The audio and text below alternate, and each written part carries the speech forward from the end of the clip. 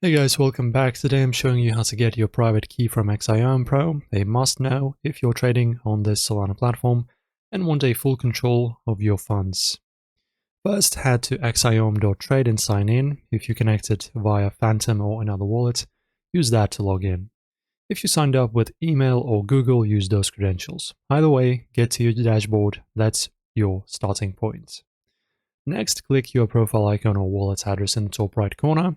Look for account or account security in the dropdown. That's where Axiom hides the good stuff. Tap it to open the settings. Here's the key part. Pun intended. In the account section, find Manage Address or View Recovery Key. If you connected with Phantom, your original wallet's key stays there, but if Axiom generated a wallet for you, one starting with AX, this is where you'll see its private key or recovery phrase. Click Reveal or Decrypt to display it.